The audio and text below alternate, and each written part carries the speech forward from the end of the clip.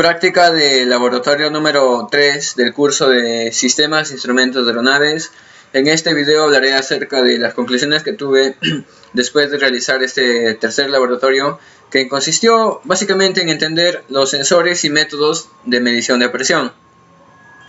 Bueno, tenemos que entender que la medición que se hace, tenemos que, hacer o indicarla hacia la cabina para que en la cabina el piloto interprete esa indicación.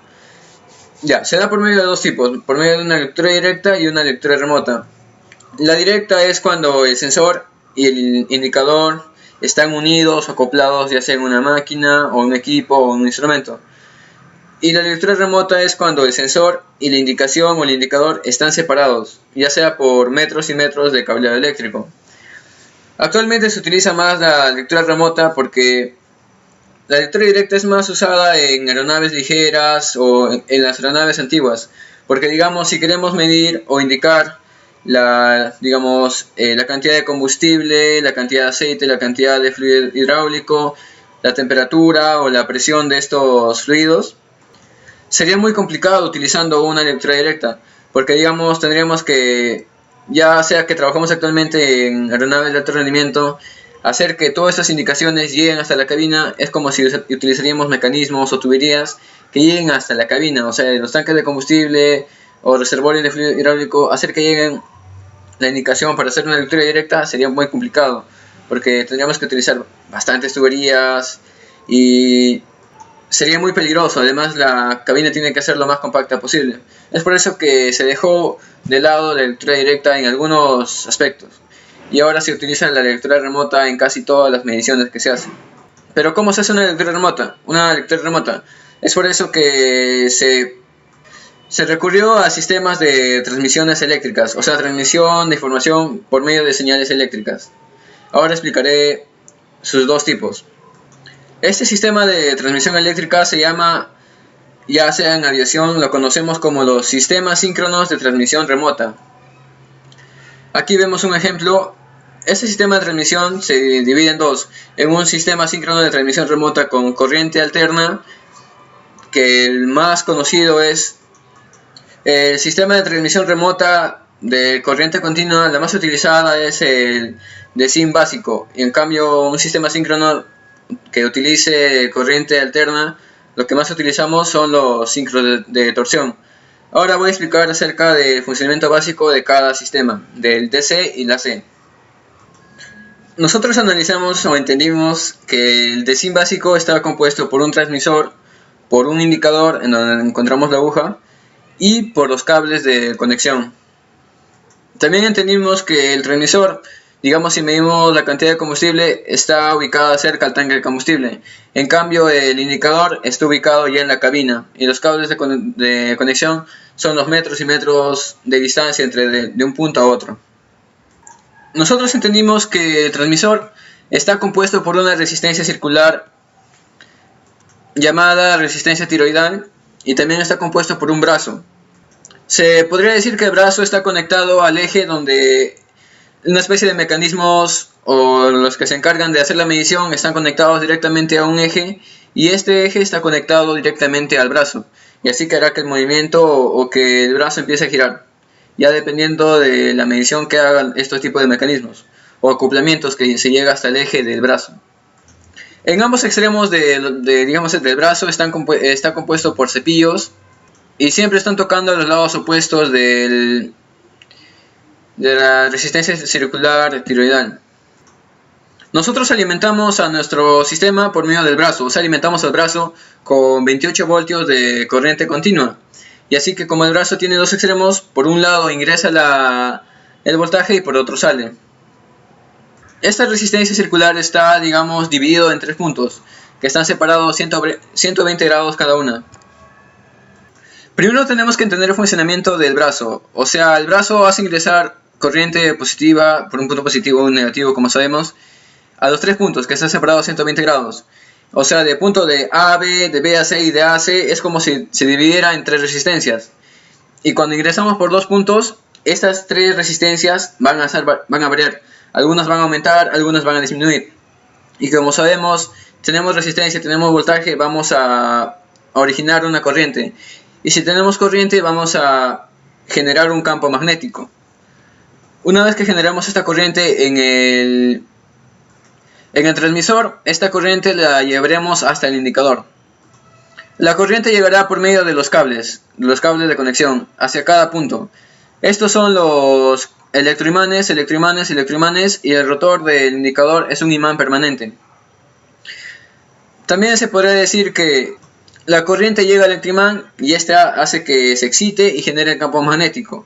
O sea, abre un campo magnético en los 3 puntos. Y para hacer que nuestro rotor se mueva, es como si se originara una especie de campo magnético resultante. Y a la dirección de este campo magnético resultante es que el rotor se va a mover, ya sea a un lado o hacia otro. Y así que, como el imán permanente se mueve a un lado, la aguja del indicador, la aguja con la que conocemos, también se moverá. O sea, el campo magnético se mueve, el imán permanente se mueve y la aguja se moverá. Y así es como la indicación que se originó desde el transmisor llega hasta el indicador. Se mueve la aguja y esa indicación es la que lee el piloto o la que encontramos en cabina. Todo este cambio de voltajes y corrientes que se origina en el transmisor es el que llega al indicador o a los electroimanes para que exciten y generen el campo magnético. Ahora hablaré sobre el síncrono de torsión. Este sistema está, digamos, alimentado por un voltaje de 26 voltios de corriente alterna por una frecuencia de 400 Hz. Ambos trabajan con el transmisor y el indicador, trabajan con bobinas, completamente con bobinas. La alimentación se llega a los dos rotores, o sea, los rotores que están compuestos por bobinas se alimenta al rotor del transmisor y al del indicador.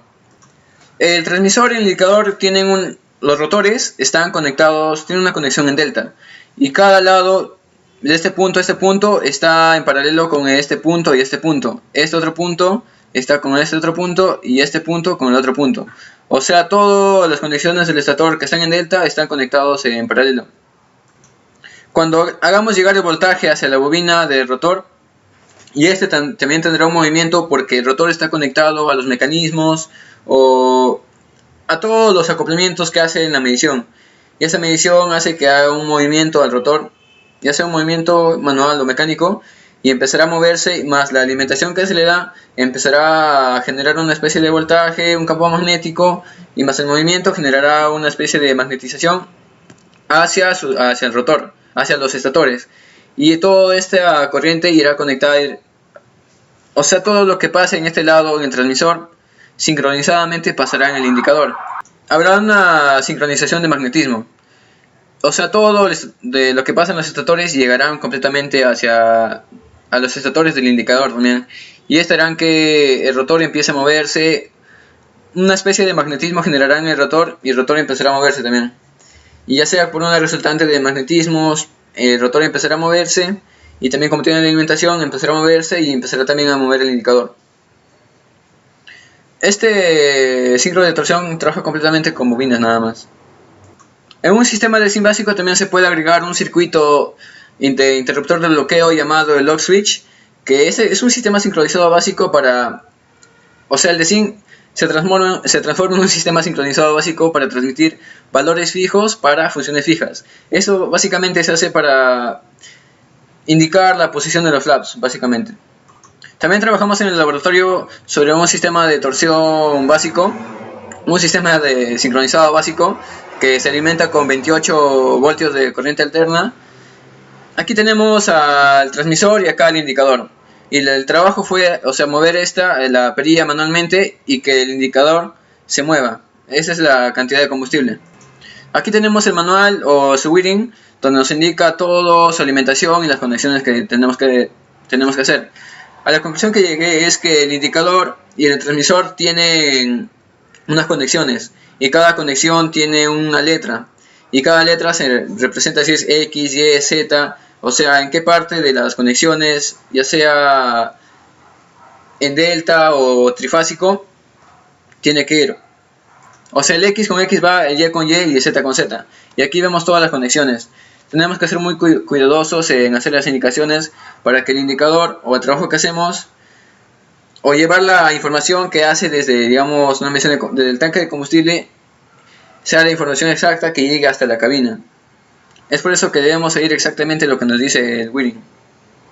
También hablamos un poco del montaje que tienen los instrumentos. Acá tenemos una caja pestaña que puede estar adelante, o sea, la tapita o la tapa del instrumento puede estar adelante como en esta imagen, o puede estar detrás de la lámina de la cabina, o también puede estar, digamos, al filo o completamente dentro o en la línea de la lámina de la cabina. Esto es relacionado a la caja pestaña, que puede estar sobresalido en la línea o metido dentro de la lámina de la cabina. Y también la más común es la abrazadera, o sea, nosotros podemos sacar y meter el instrumento sin ningún problema. Esta abrazadera se puede desajustar y ajustar solamente por medio de unos pernos que están ahí, si bien se abre o se cierra. Estos son los tipos de montaje de los instrumentos en cabina.